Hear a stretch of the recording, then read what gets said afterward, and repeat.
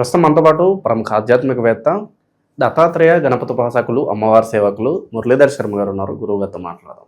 మహాదేవ నమస్కారం. మహాదేవ శ్రీమాత్రే నమః. గురుగారు, జూన్ 2వ తారీఖు నుంచి గురుగ్రహం మారబోతుంది.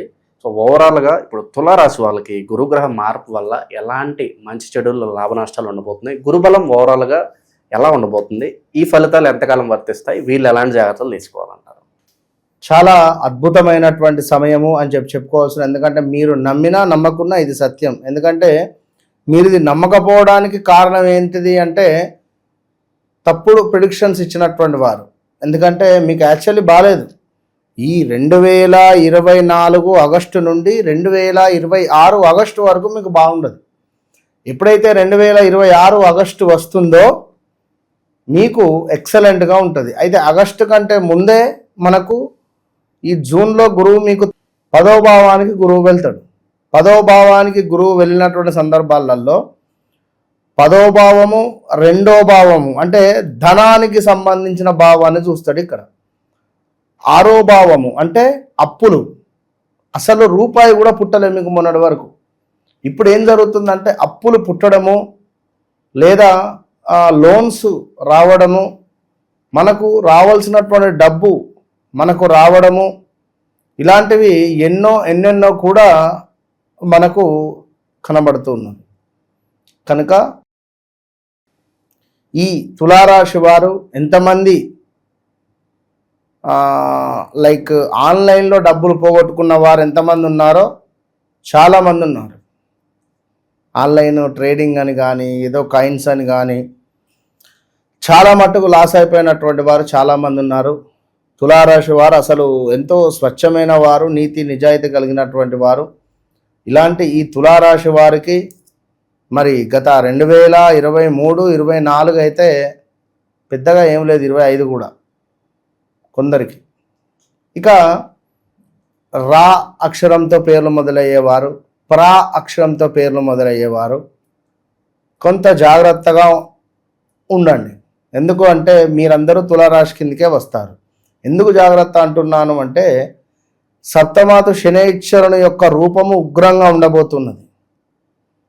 ఇది మీపై ప్లస్ మైనస్ ఉంటుంది. ఇక్కడ నెత్తి మీద 2 దెబ్బలు కొట్టి మీరు ఏడ్చే సందర్భానికి మిమ్మల్ని హత్తుకుంటాడు గురుగ్రహం.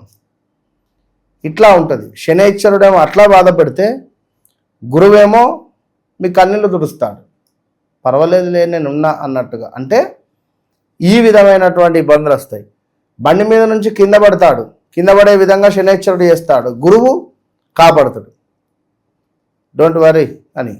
సో ప్రాణానికి పెద్దగా ముప్పు ఉండదు, చిన్నగా ఏవో దెబ్బలు దాకి మనకు ఇబ్బందులు ఉంటాయి. మరి అలాంటి గురువు యొక్క అనుగ్రహాన్ని పొందాలి అంటే తప్పకుండా మనము గురు చరిత్ర పారాయణం కానివ్వండి, గానగాపూర్ వెళ్ళడం కానివ్వండి, లేదా గురువులను కలవడం కానివ్వండి, వారితో మాట్లాడడం కానివ్వండి చేసుకోవడం అనేటువంటిది ఎంతో శుభాన్ని తెచ్చిపెడుతుంది.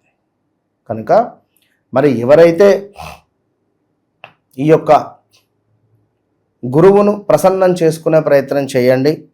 మరి మనకు ఇక్కడ కార్య విఘ్నత, అదేవిధంగా ఆశాహతము అంటే ఎంతైతే ఆశపడతామో నాకు ఈ జాబ్ రావాలి, లేదా నాకు ఈ ఉద్యోగం రావాలి, లేదా నేను ఈ విధంగా, ఇట్లా ఆశ, మనిషి ఆశాజీవి.